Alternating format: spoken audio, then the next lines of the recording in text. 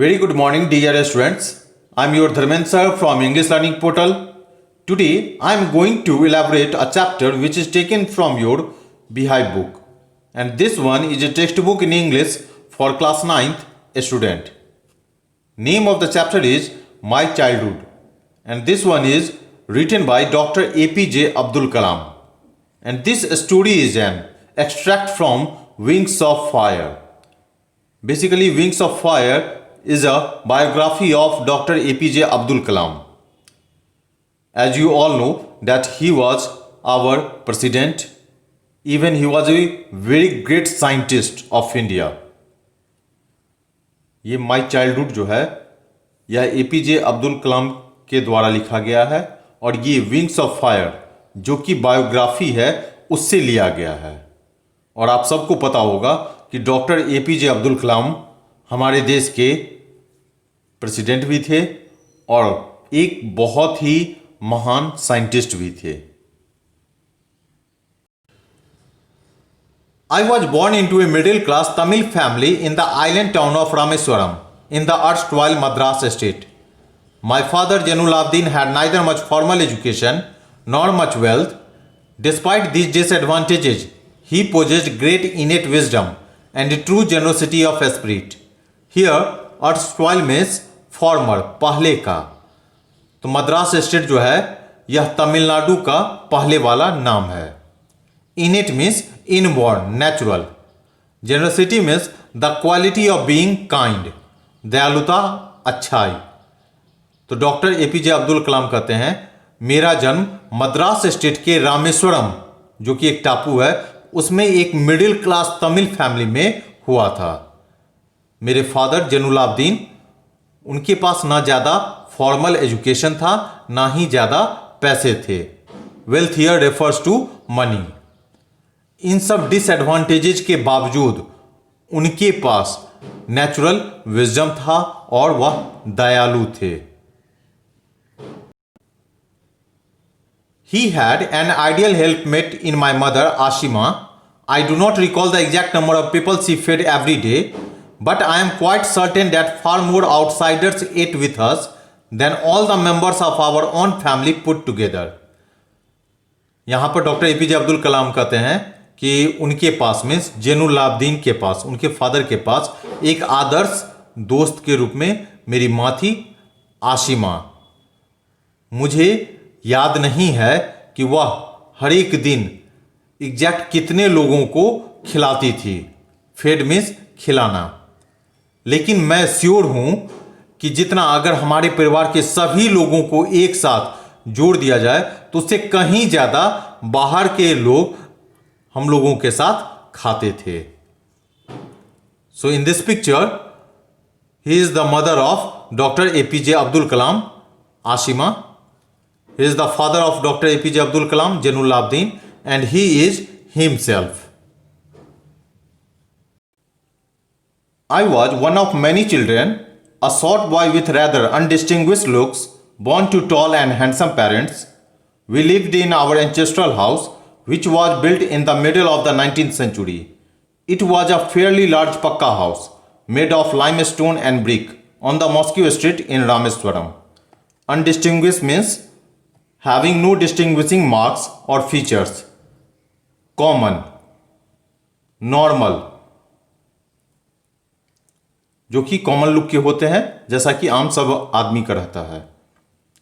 एंचेस्ट्रल means एंचेस्ट्रल house का अर्थ होता है पूर्वज का घर, जो हमारे दादा परदादा बनाए रहते हैं उसी को हम लोग क्या कहते हैं, एंचेस्ट्रल हाउस कहते हैं। यहां पर एपीजे कहते हैं मैं बहुत बच्चों में से एक था, एक छोटा सा लड़का जो कि कॉमन लुक का था। जन्म लिया था लंबे और हैंडसम पेरेंट्स से। मीन्स इनके पेरेंट्स क्या थे, लंबे थे, टॉल थे और हैंडसम थे, जबकि एपीजे खुद एक कॉमन लुक के छोटे से लड़के थे। हम लोग पूर्वज के घर में रहते थे जो कि 19th सेंचुरी के मिडिल में बना हुआ था। मीन्स 19वीं शताब्दी के मध्य में बना हुआ था। यह फेयरली लार्ज पक्का हाउस था। मीन्स कंप्लीटली नहीं था लेकिन बहुत हद तक ये पक्का हाउस था जो कि लाइमस्टोन और ब्रिक से बना हुआ था और ये जो इनका घर है वह रामेश्वरम के मॉस्को स्ट्रीट में था। My Austrian father used to avoid all inessential comforts and luxuries. However, all necessities were provided for in terms of food, medicine, or clothes. In fact, I would say mine was a very secure childhood, both materially and emotionally. Austria means simple, strict, and severe. Means साधारण और strict. मेरे पिताजी जो थे वह साधारण और strict थे और वह जितने भी गैर जरूरी कंफर्ट्स और लग्जरीज होते हैं, इनएसेंशियल्स कंफर्ट्स और लग्जरी होते हैं, उससे वह दूर रहते थे, जबकि सभी ज़रूरत की चीज़ें प्रोवाइड करते थे, जैसे कि फूड, खाना, दवाई और क्लॉथ्स। इनफैक्ट जबकि मैं कहना चाहता हूँ कि मेरा बचपना जो था वह काफ़ी सिक्योर था। सिक्योर मीन्स सेफ, मेटेरियली भी और इमोशनली भी। Materially here refers to food, medicines और क्लॉथ्स, मीन्स जो भी ज़रूरत की सामानें होती थी वह इनको प्रोवाइड की जाती थी। Emotionally here refers to love and affection, और इनको अपने पेरेंट्स सबसे लव अफेक्शंस भी मिलते थे। Last line is much more important. Now you can easily understand from this thing that he was very thankful for his parents. वह अपने parents के लिए बहुत ज़्यादा थैंकफुल भी थे। इससे उनका ग्रेटिट्यूड पता चलता है। So in our life we need to be thankful for our parents also. हम लोगों को भी इस चीज़ से सीखना चाहिए कि हम लोगों के फादर या मदर जो भी चीज़ें हम लोगों को प्रोवाइड कर रहे हैं उसके लिए हम लोगों को हमेशा शुक्रगुजार होना चाहिए, थैंक्सफुल होना चाहिए। The Second World War broke out in 1939 when I was 8 years old. For reasons I have never been able to understand, a sudden demand for tamarind seeds erupted in the market. I used to collect the seeds and sell them to a provision shop on Moscow Street. A day's collection would fetch me the princely sum of 1 anna. Here, erupted means break out suddenly and dramatically. अचानक में किसी चीज़ का demand हो जाना, बढ़ जाना। Tamarind seeds कहा जाता है इमली के बीज को। आना is an old Indian coin worth about 6 पैसा। यह एक पुराना सिक्का होता था, भारतीय सिक्का होता था, जिसकी कीमत अप्रॉक्स 6 पैसा होती थी।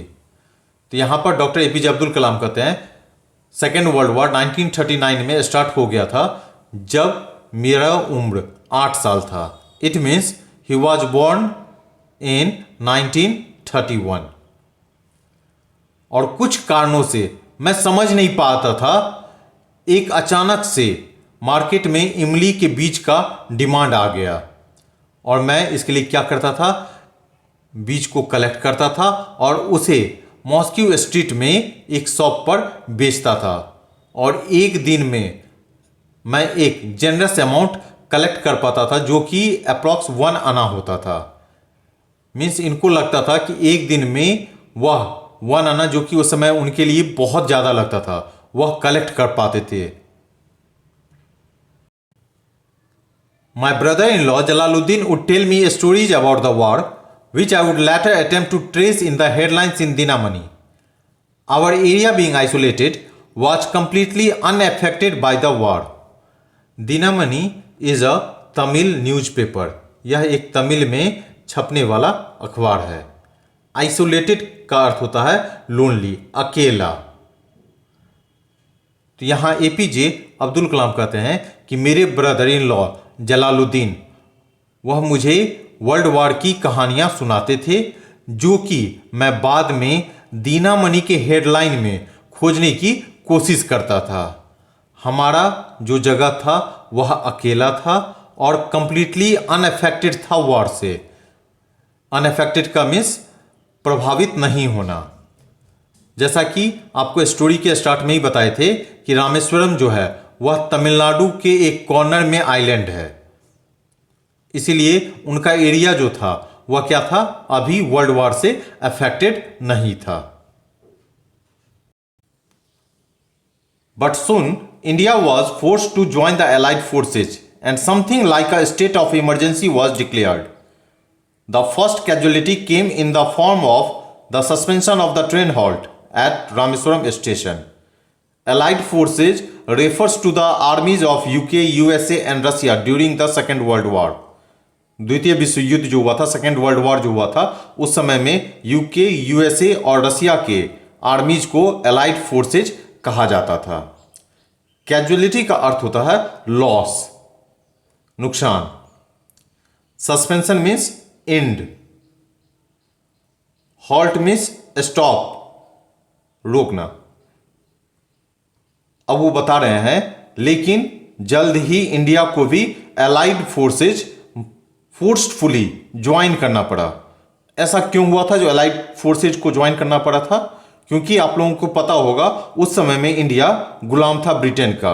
That's why we were forced to join the allied forces and something like a state of emergency was declared. और क्या हुआ? कुछ ऐसा लगा मानो जैसे स्टेट ऑफ इमरजेंसी अब इंडिया में भी क्या हो गया था? डिक्लेयर हो गया था, घोषित हो गया था.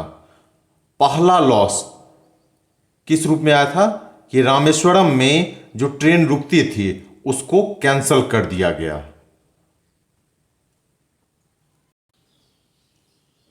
The newspapers now had to be bundled and thrown out from the moving train on the Rameswaram road between Rameswaram and Dhanuskodi. That forced my cousin Samsuddin, who distributed newspaper in Rameswaram, to look for a helping hand to catch the bundles. And, as if naturally, I filled the slot. Samsuddin helped me earn my first wages. Half a century later, I can still feel the surge of pride in my earning my own money for the first time. Slot means किसी भी जगह को आसानी से भर देना. Fit into a place very easily. Half a century means 50 years. Century 100 years को कहा जाता है. Half a century means 50 years. Surge of pride, इसका अर्थ होता है अचानक में अपने आप में एक सेटिस्फैक्शन मिलने को कहा जाता है. इसको in English this one is known as sudden increase in the feeling of satisfaction derived from one's own achievements. अब यहां पर एपीजे बता रहे हैं कि न्यूज़पेपर को अब बंडल बना दिया जाता था और उसे रामेश्वरम और धनुषकोटी के बीच में चलती हुई ट्रेन पर से रामेश्वरम रोड पर उस पेपर सबको फेंक दिया जाता था. और उसने फोर्स्ड किया कि मेरे कजन शमसुद्दीन जो कि रामेश्वरम में न्यूज़पेपर बांटा करते थे उनको अब हेल्पिंग हैंड की जरूरत पड़ने लगी जो कि उस बंडल को कैच कर सके. Helping hand means supporting hand, जो मदद करे. और जैसा नेचुरली था कि मैं उस जगह को आसानी से भर दिया और शमसुद्दीन ने मुझे फर्स्ट वेज मीन्स पहली जो कमाई होती है उसको अर्न करने में मेरी मदद की. 50 साल बाद भी 50 ईयर्स लेटर भी मैं उस समय जो कमाए हुए थे, जो पहली दफ़ा मैंने पैसे कमाए हुए थे, उस पर अभी भी मुझे बहुत ज़्यादा सेटिस्फैक्शन महसूस हो रहा है.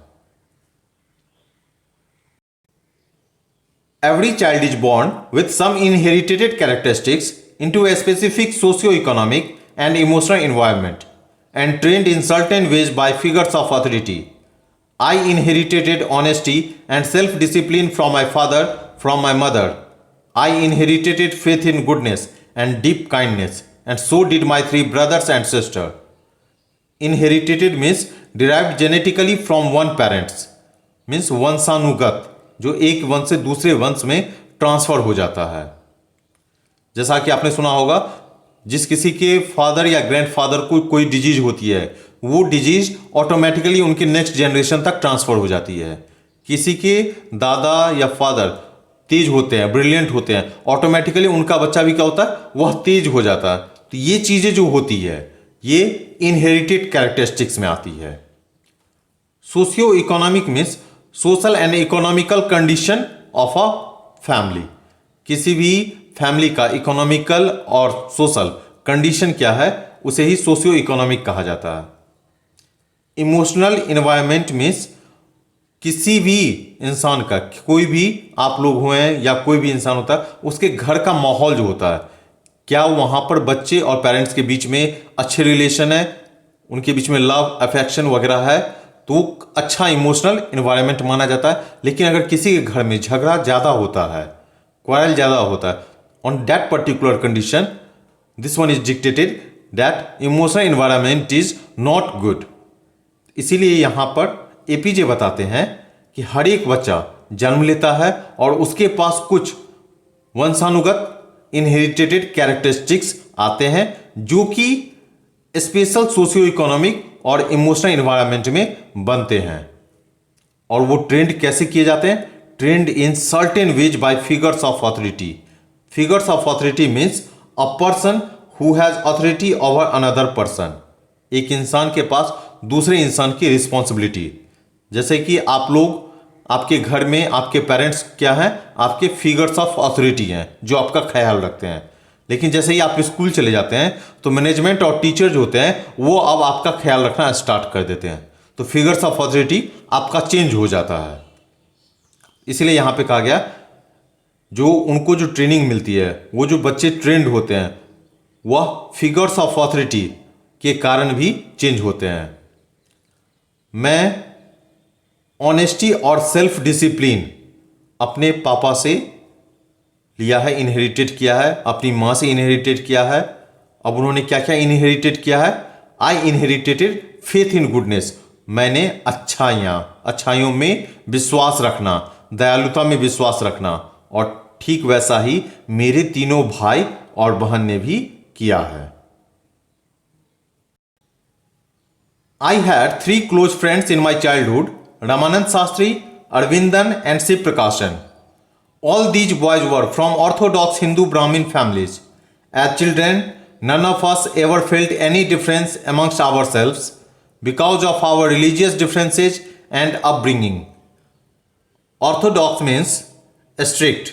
Orthodox Hindu means जो strictly हिंदू धर्म का पालन करता है उसे ही ऑर्थोडॉक्स हिंदू कहा जाता है।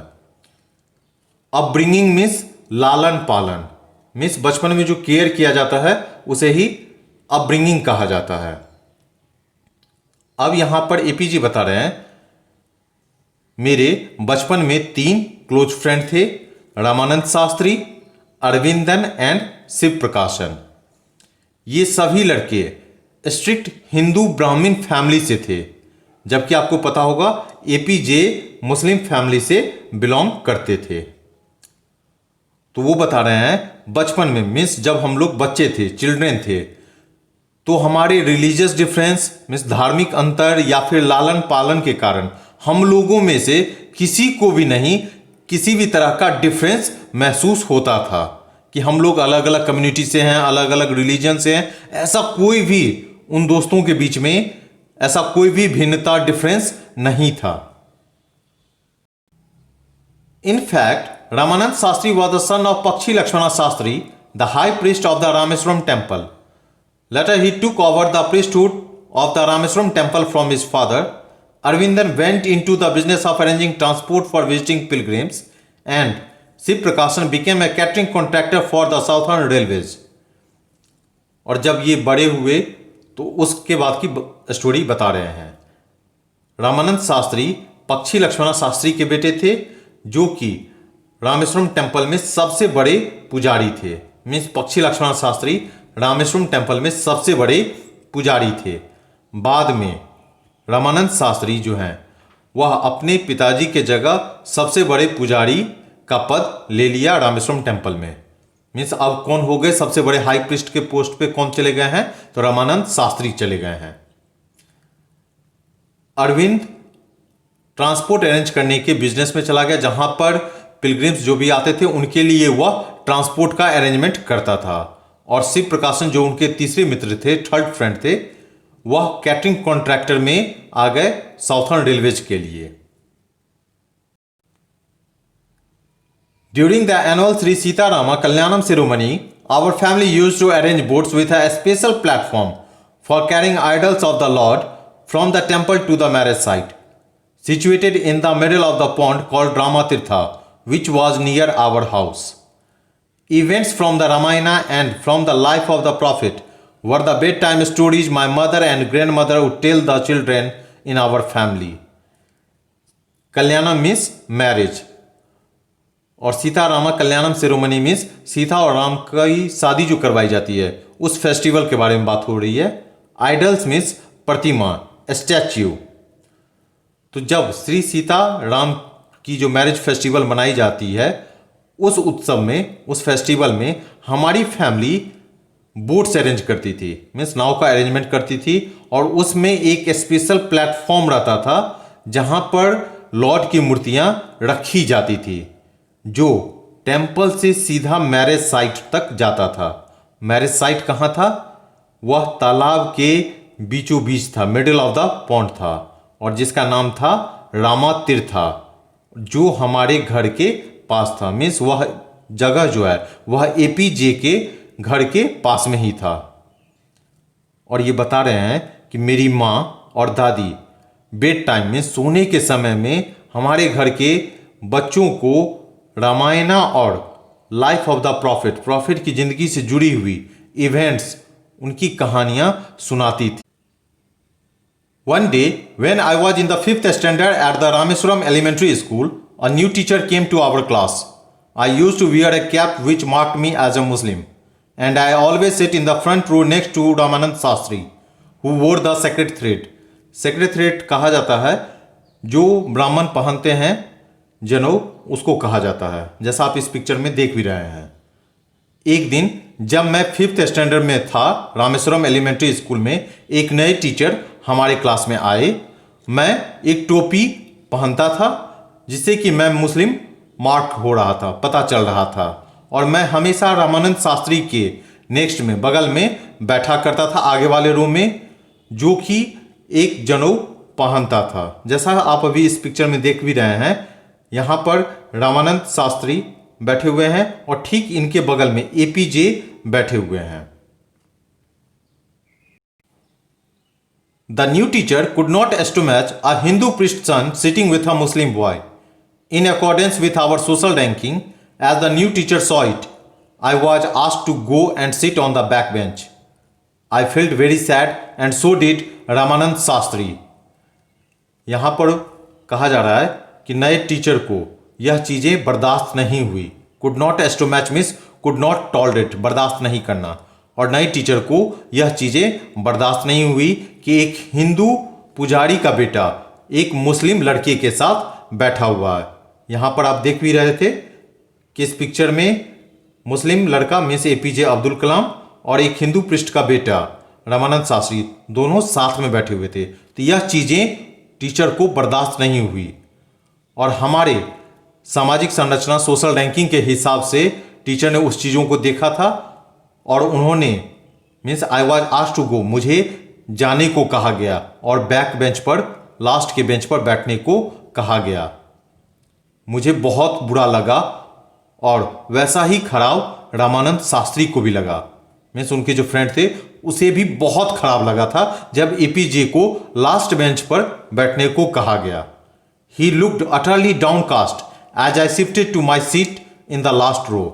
The image of him weeping when I shifted to the last row left a lasting impression on me. Lasting impression means ऐसा impression जो कभी खत्म ना हो. और वह जो था वह बहुत ही दुखी था, उदास था. डाउनकास्ट का अर्थ होता है दुखी होना, डिप्रेस्ड होना. यहाँ पर रामानंद शास्त्री के बारे में बात हो रही है. वह काफ़ी दुखी था जब मुझे लास्ट बेंच पर बैठने को, शिफ्ट होने को कहा गया था. और उसका जो इमेज था रामानंद शास्त्री का, वह वीपिंग का लग रहा था, मानो जैसे अब वो रो रहा हो जब मुझे लास्ट बेंच पर बैठने को कहा गया.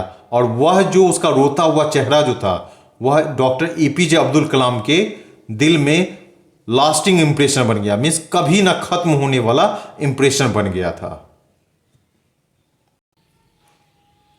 After school, we went home and told our respective parents about the incident.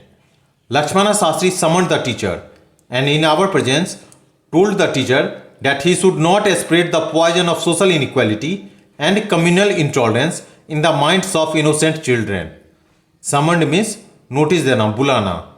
School के बाद हम लोग घर गए और अपने अपने पेरेंट्स को इस घटना के बारे में, इस इंसिडेंट के बारे में बताया। लक्ष्मण शास्त्री ने टीचर को बुलाया और हम लोगों के प्रेजेंस में, उपस्थिति में टीचर को डांटा गया। टीचर को कहा गया कि वह इनोसेंट बच्चों के दिमाग में इस सब तरह का जहर, means social inequality, means community wise differences, caste wise differences, इस सब तरह का जहर नहीं फैलाने को कहा गया है। He bluntly asked the teacher to either apologize or quit the school and the island. Not only did the teacher regret his behavior, but the strong sense of conviction Lakshmana Shastri conveyed ultimately reformed this young teacher. Bluntly means किसी भी चीज को direct way में कहना, ईमानदारी से कहना। Conviction means a strong opinion और बिलीफ। कन्वेड मीन्स कम्युनिकेशन, बताना। क्विट मीन्स लीव, छोड़ना। अपोलोजाइज मीन्स सॉरी, माफी मांगना। अब यहां पर लक्ष्मणा शास्त्री जो थे, उन्होंने सीधा सीधा टीचर को कहा कि आप अपने ये जो व्यवहार किया था उस चीज के लिए आप माफी मांगो या फिर स्कूल और यह आइलैंड छोड़कर चले जाओ। और इस बात पर टीचर ने अपने व्यवहार के लिए, अपने बिहेवियर के लिए माफी भी मांगी। और लक्ष्मण शास्त्री का इस तरह से स्ट्रांग ओपिनियन देना, जो उन्होंने कम्युनिकेट किया था, उन्हें बताया था उस टीचर को, उसने इस यंग टीचर के अंदर में बदलाव कर दिया। मीन्स अब उसका जो सोच था, उसका जो मानना था, वह चीजें क्या हो गई, बदल गई। On the whole, the small society of Rameswaram was very rigid in terms of the segregation of different social groups. However, my science teacher, Siva Subramania Iyer, though an orthodox Brahmin with a very conservative wife, was something of a rebel. Segregation means separation, अलग अलग। Conservative means traditional, रिवेल means opposite, उल्टा। यहां पर कहा गया है, doctor APJ बता रहे हैं कि हमारा जो रामेश्वरम का जो छोटा सा समाज था, उसमें डिफरेंट डिफरेंट जो सोशल ग्रुप्स थे, अलग अलग लोग थे। Means on the basis of caste, on the basis of religion, वे सब लोग बहुत ही स्ट्रिक्टली फॉलो करते थे अपने रूल्स को, अपने लॉ को। जबकि मेरे साइंस टीचर शिवा सुब्रमण्या, वह भी एक ऑर्थोडॉक्स ब्राह्मण थे। उनकी पत्नी एक ट्रेडिशनल थी, मीन्स वह बहुत ज़्यादा धर्म को मानती थी।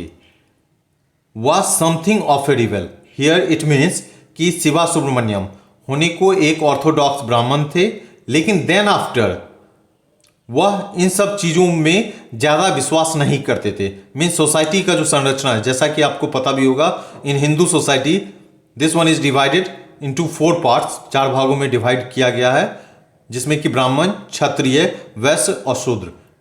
इन सब चीज़ों के डिवीजन के बावजूद भी वह इन चीज़ों में विश्वास नहीं करते थे। Means he believed on equality. He did his best to break social barriers so that people from varying backgrounds could mingle easily. He used to spend hours with me and would say, Kalam, I want you to develop so that you are on par with the highly educated people of the big cities. Mingle means mix और cause to mix together. एक दूसरे से interact होना, मिल जाना। On par का अर्थ होता है एट द सेम लेवल, उसी लेवल पर। तो यहाँ सुब्रमण्या अय्यर जो थे, जो उनके टीचर थे, उन्होंने इस सामाजिक बैरियर जो था, सोशल बैरियर्स था, उसको तोड़ने की अपना बेस्ट कोशिश किया, जिससे कि लोग जो डिफरेंट डिफरेंट बैकग्राउंड्स के हैं, डिफरेंट कास्ट, डिफरेंट कम्युनिटी के हैं, वो सब कोई आपस में अच्छे से मिल पाएँ, इंटरेक्ट कर पाएँ। वह घंटों मेरे साथ समय बिताते थे और कहते थे, कलाम, मैं चाहता हूँ कि तुम डेवलप करो और तुम भी बड़े शहरों के हाईली एजुकेटेड पीपल के बराबरी के हो जाओ। क्योंकि बड़े शहर के जो हाईली एजुकेटेड पीपल होते हैं, they are not much more believing on these kinds of social barriers. वो इन चीज़ों के सोशल बैरियर में विश्वास नहीं करते हैं। One day he invited me to his home for a meal. एक दिन उन्होंने मुझे घर पर खाने के लिए बुलाया। His wife was horrified at the idea of a Muslim boy being invited to dine in her ritually pure kitchen. Ritually pure का अर्थ होता है कि protected from all outside influences for the observances of religion. अपने धर्म को बचाने के लिए, उससे सुरक्षित रखने के लिए, किसी भी दूसरे लोगों को जो भी आउटसाइडर हैं उससे बचाने के लिए जो किया जाता है उसे ही रिचुअली प्योर कहा जाता है। अब यहाँ पर उनकी पत्नी, सुब्रमण्या अय्यर की पत्नी काफ़ी ट्रेडिशनल थी, जैसा पहले ही एपीजे बता चुके थे। तो उनकी पत्नी जो थी इस आइडिया से घबरा गई, डर गई कि एक मुस्लिम लड़का उनके रिचुअली प्योर किचन में खाना खाएगा। उन्होंने मना कर दिया किचन में सर्व करने से। Subramanya Iyer was not perturbed not did he get angry with his wife. Perturbed का अर्थ क्या होता है? Unsettled, upset. अब यहां पर सुब्रमण्या अय्यर अभी भी अपसेट नहीं हुए थे, ना ही उनको अपनी पत्नी पर गुस्सा आया था। But instead served me with his own hands and sat down beside me to eat his meal. His wife watched us from behind the kitchen door. लेकिन इसके बदले में उन्होंने अपने हाथ से खाना परोसा, सर्व किया और मेरे बगल में आकर अपना खाना खाने को बैठ गए। उनकी पत्नी किचन के डोर के पीछे से हम लोगों को देख रही थी। I wondered whether she had observed any difference in the way I ate rice, drank water or cleaned the floor after the meal. मुझे आश्चर्य लगता है कि शायद उन्हें ऐसा कोई भी डिफरेंसेज पता चला हो, ऑब्जर्व किया हो मेरे राइस खाने के तरीके में, पानी पीने के तरीके में और मील के बाद फ्लोर साफ करने के तरीके में। मीन्स ऐसा कोई भी on the basis of community, on the basis of caste, ऐसा कोई भी डिफरेंस नहीं होता है। So what we need to be? We need to ignore such kinds of social differences because we all are equal. हम सब लोग एक हैं। When I was leaving his house, Shiva Subramanya Iyer invited me to join him for dinner again the next weekend. जब मैं उनका घर छोड़कर जा रहा था, शिवा सुब्रमण्या अय्यर मुझे फिर से अगले वीकेंड खाना खाने के लिए इनवाइट करते हैं। Observing my hesitation he told me not to get upset, saying once you decide to change the system such problems have to be confronted. Confronted means faced. और उन्होंने मेरा हेजिटेशन ऑब्जर्व कर लिया और उन्होंने मुझे कहा कि अपसेट होने की बात नहीं है, दुखी मत हो। उन्होंने कहा जब एक बार तुमने यह डिसीजन ले लिया, डिसाइड कर लिया कि तुमको सिस्टम को चेंज करना है, तो ऐसे प्रॉब्लम से तुम्हारा सामना होते रहेगा। When I visited his house the next week, Shiva Subramanian Iyer's wife took me inside her kitchen and served me food with her own hands. और जब मैं अगले वीकेंड पर उनके घर गया, शिवा सुब्रमण्या अय्यर की पत्नी ने मुझे किचन के अंदर ले गई और अपने हाथों से मुझे खिलाया। So now you can understand the position कि जब आप इस सब तरह का चेंज लाने की कोशिश करते हो सोसाइटी में, तभी जाकर चेंज आएगा। So be ready to face such kinds of challenges in your life and always try to tackle from them. ऐसा नहीं कि आप उस चीज का साथ दो, social differences, community differences. What you need to be, you need to support the equality. हम लोगों को क्या करना चाहिए? इक्वालिटी को सपोर्ट करना चाहिए।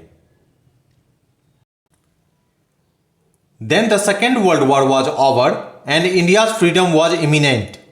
Indians will build their own India, declared Gandhiji. The whole country was filled with an unprecedented optimism. Here, imminent means about to happen, होने वाली बात। Unprecedented means never done, जो कभी ना हुआ हो। Optimism means hope, उम्मीद। तो यहां पर सेकेंड वर्ल्ड वॉर खत्म हो चुका था। Second world war as you all know किया 1945 को ख़त्म हुआ है और इंडिया को आज़ादी 1947 में मिली है। तो सेकेंड वर्ल्ड वॉर ख़त्म हो चुका था और इंडिया को आज़ादी मिलने वाली थी और गांधी जी ने डिक्लेयर किया था कि इंडियंस अपना इंडिया खुद बनाएंगे। और यह जो बात थी उससे पूरा देश जो था वह इस उम्मीद से, जो कि कभी नहीं हुआ था, उस खुशी से झूम उठा था, भर उठा था। I asked my father for permission to leave Rameswaram and study at the district headquarters in Ramanathapuram. और मैंने अपने फादर से, अपने पिताजी से रामेश्वरम छोड़ने की परमिशन लिया और स्टडी करने के लिए वह रामानाथपुरम के डिस्ट्रिक्ट हेडक्वार्टर में जाना चाहते थे। He told me as if thinking aloud, Abul, I know you have to go away to grow. Does the seagull not fly across the sun alone and without a nest? और वह कहते हैं, means यहाँ पर APJ के father उनको कहते हैं कि अबुल, मुझे पता है, आई नो, कि तुमको आगे बढ़ने के लिए दूर जाना होगा। और यहाँ पर हिम्मत वाली सेंटेंसेज यहाँ पे इनकरेज किया जा रहा है एपीजे को, जो कि उनके फादर कहते हैं कि क्या सेगुल जो है वह सूरज को क्रॉस करते हुए अकेले बिना किसी घोंसले के नहीं जाती है, नहीं उड़ती है। अक्रॉस द सन का अर्थ ये नहीं है कि सूर्य के ऊपर से क्रॉस करना, मीन्स एक डायरेक्शन से दूसरे जगह, दूसरे डायरेक्शन में जाना, ईस्ट टू वेस्ट जाना। क्योंकि यहाँ पे एपीजे जो है वह अपने घर को छोड़कर दूर जा रहे हैं और शायद इनके अंदर में वो साहस, इंकरेजमेंट नहीं है, इसके कारण उनके फादर उनको मोटिवेट कर रहे हैं। He quoted Khalil Gibran to my hesitant mother, your children are not your children. और यहाँ पर एपीजे के फादर खलील जिब्रान की एक कोटेशन है, वह उनकी माँ को बताते हैं कि तुम्हारा बच्चा जो, तुम्हारा जो चिल्ड्रेन है वह तुम्हारा चिल्ड्रेन नहीं है। They are the sons and daughters of life longing for itself. They come through you, but not from you. You may give them your love, but not your thoughts, for they have their own thoughts. So basically, ये line जो है ये खलील जिब्रान की एक poem है, your children, उससे लिया गया है। तो वही कोटेशन यहाँ पर उनकी माँ को कहा जा रहा है कि ये जो बच्चे हैं, सन्स और डॉटर्स हैं, ये अपनी इच्छाओं के, लॉन्गिंग मीन्स होता है डिजायर, अपनी इच्छाओं के ही संतानें हैं। वह तुम्हारे थ्रू आए हुए हैं लेकिन तुम्हारे नहीं हैं।